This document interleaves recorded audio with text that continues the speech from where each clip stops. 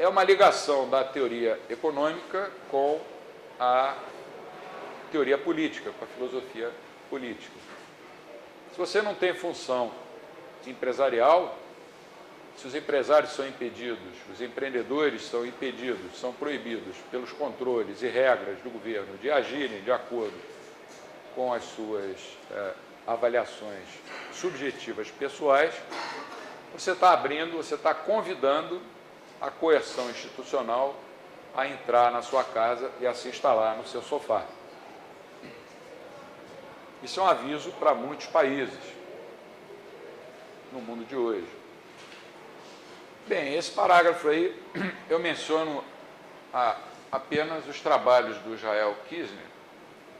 É uma síntese desses trabalhos que aparece ali, especialmente aquela trilogia. A primeira delas, o primeiro deles, né, foi traduzido para o português, Competição e Atividade Empresarial. Depois nós tivemos Perception, Opportunity and Profit. E a terceira, Discovery and the Capitalist Process. Foram publicadas pela editora da Universidade de Chicago, em 73, 79 e 85. E depois ele andou escrevendo também sobre descoberta, capitalismo e justiça distributiva, e sobre o significado do processo de mercado, já em 91. A obra do Kirzner parte de elementos, como não podia deixar de ser, os austríacos anteriores, como Menger, principalmente Mises, de quem ele foi aluno, né, em Nova York, alguma coisa de Hayek, aquele ultrasubjetivista que eu mencionei várias vezes, Ludwig Lachmann, também teve alguma influência sobre o Israel Kirzner. E, apesar da controvérsia que existe entre os austríacos, alguns são pró-Kirchner, outros são contra o Kirchner, nós temos que reconhecer que ele contribuiu para o desenvolvimento dos pontos de vista, dos insights da escola austríaca, principalmente em relação a esse tema.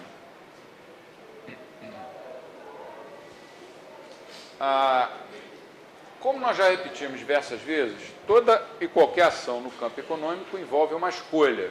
Nós fazemos escolhas praticamente desde que somos bebês até a hora da nossa morte. Não só no campo econômico, mas na vida. O que caracteriza a atividade dos empreendedores, ou seja, a função empresarial, na visão do Kirchner, um constante estado de perspicácia, que significa algo mais do que uma simples vantagem relativa em termos de conhecimento. Tal como a que possui, por exemplo, um especialista num determinado assunto sobre os não especialistas. É um cara que está sempre ligado nas oportunidades que o mercado oferece. Você fala isso vem à minha mente, Steve Jobs. Steve Jobs, com certeza é um deles. O conhecimento empresarial é um tipo de conhecimento rarefeito, abstrato. É aquele tipo de conhecimento que é necessário para obter informações ou outros recursos e, uma vez obtidas, como é que eu vou ganhar com isso? O que eu vou ganhar com essas informações e com esses outros recursos? Mercados em desequilíbrio, que são a característica da escola austríaca, são uma consequência das hipóteses que nós assumimos de ignorância, né, pela ausência de conhecimento, mas, por outro lado, o fato dos mercados não estarem em equilíbrio é que vai exatamente proporcionar as tentativas de descoberta de oportunidades lucrativas. Um mundo que vivesse no ótimo de Pareto, o ótimo de Pareto é uma situação de equilíbrio geral, onde todos os agentes estão nas suas situações, cada um deles viver uma situação de otimização máxima da satisfação. Todos deitados numa rede, tomando água de coco, numa praia baiana, e nenhum deles pode melhorar de situação sem que o outro piore. É um modelo matemático bonito, elegante, Mas quando você traz para o mundo real, você, com toda sinceridade, sem querer desmerecer a mainstream, você tem que pegar esse modelo e estudar, porque é importante estudar, e jogar fora, para analisar o mundo real. Porque o mundo real é o contrário, como nós vimos ontem, é o desequilíbrio. Lembra aqueles cones que a gente tentou mostrar? É o oposto disso. O que caracteriza a escolha empresarial é o subjetivismo. Subjetivismo significa o fato de que as escolhas são feitas, antes de mais nada, na imaginação de cada um. Se o empresário apenas reagisse a fatos objetivos, ele não seria mais do que um mero otimizador de funções matemáticas de lucro, aquele empresário do livro de Micro 2, Teoria Microeconômica 2. No mundo real, ele é mais do que isso, eu diria. Ele não é nada disso, ele é diferente disso. Porque diferentes empresários iriam reagir de maneiras diferentes se fossem colocados diante de um mesmo fato objetivo. Porque cada cabeça é uma sentença, né? Como diziam os nossos avós. Repara, eu não estou dizendo que a gente não deva estudar microeconomia. Alguém pode me interpretar mal. Micro, macro, econometria, estatística são instrumentos importantes. Os economistas têm que estudar isso até para poderem dialogar com os seus pares. O que eu estou dizendo é que a visão austríaca rejeita muitas dessas visões e a principal crítica é em relação ao conceito de equilíbrio. Ao conceito de equilíbrio. Outra crítica importante é a questão do tempo dinâmico. Uma outra é a questão do conhecimento. E ação, você pode até incluir o conceito de ação, não a definição do Mises, mas o empresário do livro de Micro 2 ou o consumidor do livro de Micro 1, ele também age. Só que ele age de uma maneira também racional, só que é um racionalismo positivo, matemático. Ele vai no supermercado com uma tabelinha de utilidades marginais, divide pelos preços de cada produto e diz, eu vou comprar 3,1 potes da geleia tal, porque isso vai me proporcionar satisfação máxima. Para um austríaco, pode acontecer perfeitamente que você passe por uma prateleira e acabe comprando um produto que você nem estava pensando em comprar. Naquela hora, naquele momento do tempo, você foi levado a agir daquela forma porque achou que agindo daquele jeito você ia ficar mais satisfeito do que se não agisse. Por exemplo, hoje, antes de vir para cá, eu estava pensando na aula de ontem, que várias vezes, como eu não sei ficar parado, eu me mexo muito, o meu blazer acabava mexendo no microfone e isso prejudicou o trabalho de filmagem um pouco. Aí eu pensei, vou de blazer ou vou sem blazer? Foi uma ação que eu tomei naquele momento. Falei, vou sem blazer, além disso está muito calor. E cheguei bem cedo, liguei o ar-condicionado, esse aparelho, que é o único que funciona dos 4 que tem na sala. Falei, pelo menos vai estar fresquinho. Isso é ação humana. Eu podia ter decidido vir de blazer. Essa situação que o senhor estudou explicar agora de buscar um produto na prateleira sem ter de repente pensado em comprar, ter adquirido aquilo, isso rebate muito aquela questão do supérfluo do Delfim Neto, né, que estabeleceu supérfluo, achou para poder.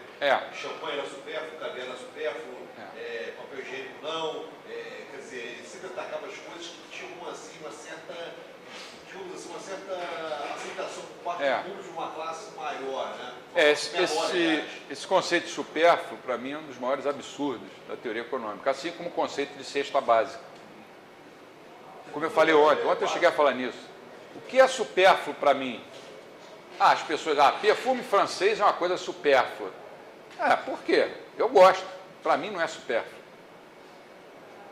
Para que você vai comprar um vinho francês, ou um vinho italiano, ou um vinho estrangeiro, se tem vinhos tão bons no Brasil? Então, vamos taxar os vinhos. Vamos taxar os vinhos franceses, porque isso é coisa supérflua. Supérflua na cabeça do burocrata, do economista que acha que sabe que é melhor para todo mundo. Tem um vídeo definido geladeira. Geladeira é supérflua. Não, nós tivemos fatos aqui na história recente da política econômica do Brasil que é preferível nem a gente mencionar para a gente não sair daqui direto para um psiquiatra. Bom, o empreendedor, então, é aquele sujeito, aquele indivíduo que percebe, olha a perspicácia, ele percebe que uma determinada ideia vai proporcionar ganhos para ele, pode proporcionar ganhos para ele. E ele se empenha até o fundo para desenvolver essa ideia na prática. Antes da aula, a gente estava conversando aqui com o professor Hélio Beltrão, ele contou a história do Stallone, né? Do Rocky Balboa, que eu não conhecia. É exatamente isso aí. O sujeito é um empreendedor, acreditou naquela ideia, primeiro queria ser ator de cinema, não conseguia a colocação, vendeu o cachorro dele, vendeu as joias da mulher dele, e depois ele bolou o script do primeiro filme Rock, ninguém queria comprar, apareceu alguém para comprar, ofereceram $100 mil, mas ele falou, não, tem uma condição, eu quero fazer o papel do Rock. Os caras não aceitaram, ele se levantou, foi embora. Uma semana depois ofereceram $250 mil para ele não ser o ator. Ele se levantou e foi embora. Até que um dia ele conseguiu, ganhando muito menos, se não me engano, $30 mil, e correndo os riscos. Esse cara é um empreendedor. Esse cara é um empreendedor. Por mais que as pessoas possam até não gostar dos filmes dele, mas que fizeram sucesso de bilheteria estrondoso. Eu gosto do Stallone porque meus sobrinhos me chamam de tio Stallone.